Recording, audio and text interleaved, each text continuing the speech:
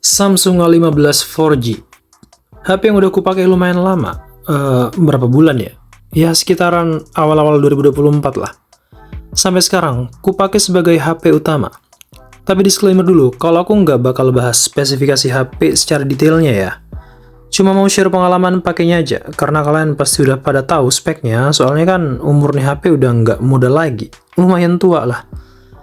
Barangkali dari kalian ada rencana yang mau beli HP ini, tapi masih maju mundur terus nyari referensi, ya barangkali abis nonton ini bisa dapat jawabannya.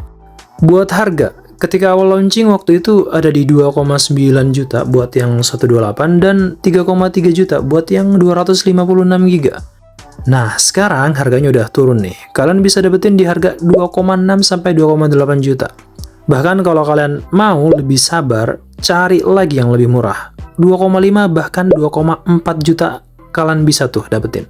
Tinggal sesuaikan aja sama kebutuhan internalnya, mau yang 128 atau yang 256. Kalau punya aku sih ini versi 128 ya. Secara desain sih ini nggak ada yang spesial. Looknya mah biasa aja. Kamera 3 biji berjajar secara vertikal, mungkin karena saking simpelnya kali ya. Desain beginian tapi malah enak dipandang. Soalnya HP zaman sekarang model belakangnya rame, kayak pasar malam. Kameranya boba semua, mana bobanya gede-gede lagi. Ada juga tuh desain kamera, kalau kata netizen mah namanya kamera kompor. Jadi model si A15 nih bisa jadi pilihan di saat orang-orang lagi pengen punya HP yang looknya simple. Tapi balik lagi ke selera masing-masing kalau urusan desain. Meski HP ini masih plastik, ya namanya juga HP di bawah 4 juta, tapi overall masih kokoh. Framenya ngotak, terus detail kecil yang menarik tuh di area tombol power dan volume. Ada bagian yang benjol.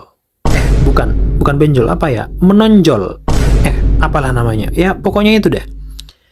Jadi kesannya seolah looknya kekar gitu. Dipegang-pegang juga enak nih karena menonjol. Bagian belakang glossy kinclong, gampang dekil kalau yang kayak gini. Hati-hati juga, gampang kegores nih, tipikal backdoor yang beginian. Handling di tangan kalau tanpa case kurang enak, soalnya sudut-sudutnya rada tajam nih pinggirnya. Efek framenya yang ngotak, jadi pakein case aja, biar gripnya jadi lebih mantap. Ya meski HP-nya jadi gendut. Buat fingerprint jadi satu sama tombol power, yang speednya mantep banget. Akurasi juga bagus, jarang banget meleset. Sekali sentuh, langsung menyala abangku. Buat layarnya ini no debat ya, Full HD 1080, dikombo sama panel Super AMOLED, ditambah pula refresh rate 90Hz. Alhasil, warnanya nendang. Gerakan mulus.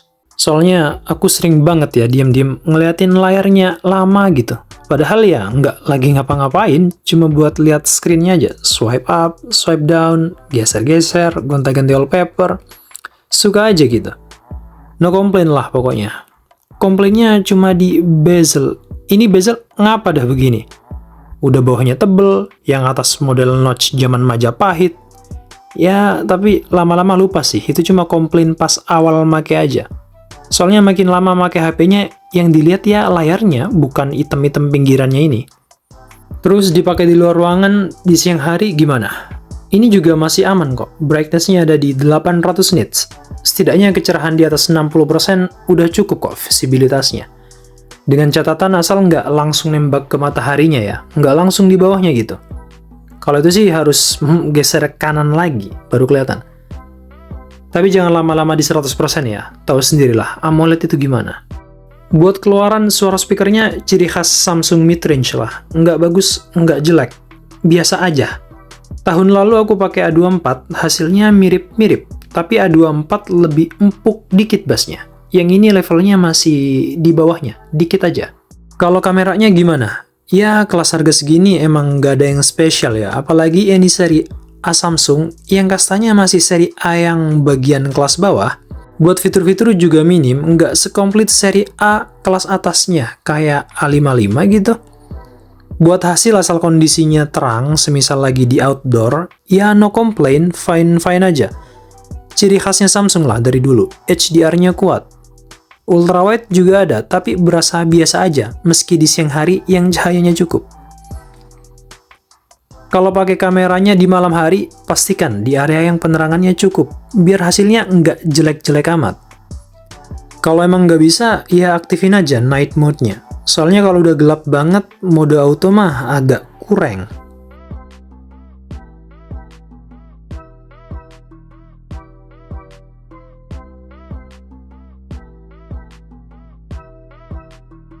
Ini dia rekamannya kalau di 1080 30 fps. Jadi bakalan kita coba di 1080-nya aja dan di 30 fps. Ya sebenarnya ada dua sih. Sebenarnya bisa di HD 720 30 fps. Tapi ngapain gitu kan? Mentoknya cuma di 1080 doang. Emang rada kaget sih awalnya. Pas waktu itu cobain langsung ke videonya.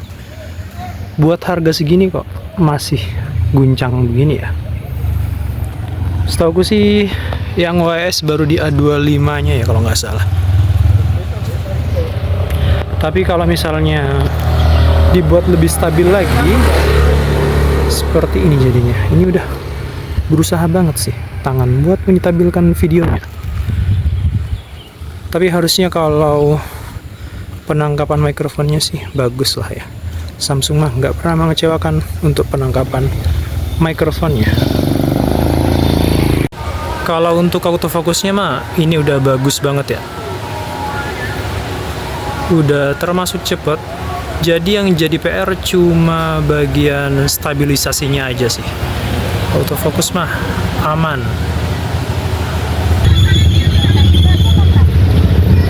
Di 1080 30 fps jadi videonya seperti ini.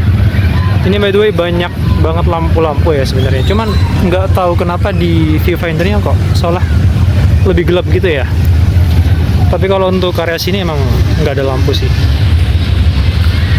Terus noise-nya dikit aja sih kalau di viewfinder. Kita terus saja ke sana. Ini makin gelap lagi. Tapi aku coba buat lebih stabil lagi megangnya. Ini tangan dua ya, jadi lebih stabil gitu.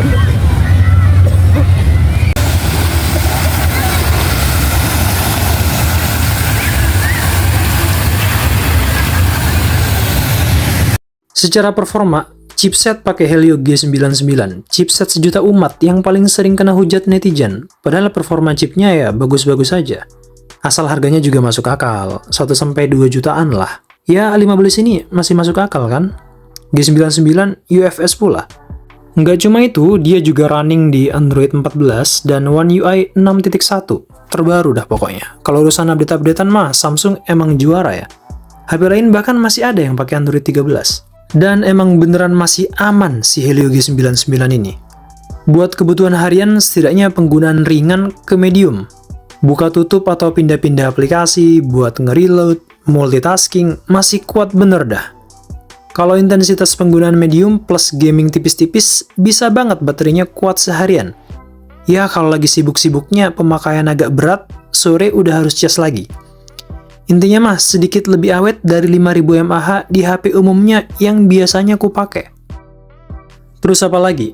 Main game juga aman, sering malah ku pakai game. Nih game sejuta umat, settingannya mentok segini. Dengan settingan segitu, 1-2 match pertama masih adem lah, tapi 3 match seterusnya body mulai anget tipis-tipis. Tapi gameplay tetap lancar jaya kok.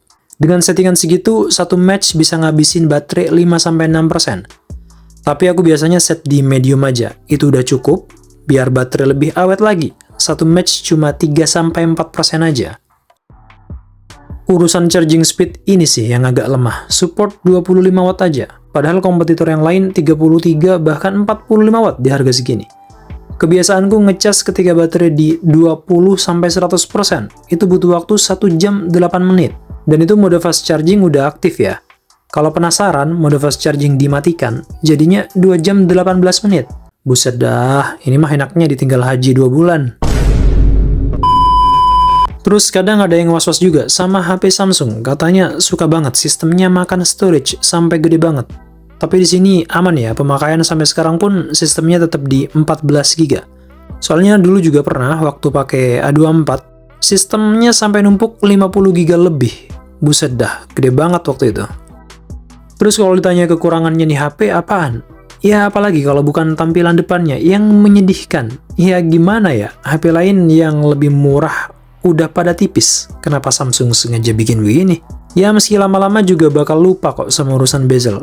Yang penting AMOLED-nya nggak muncul fitur lightsaber tuh. Wah, kalau itu mah amit-amit dah. Sebenarnya ada lagi hal yang nyebelin, tapi hal sepele sih ini.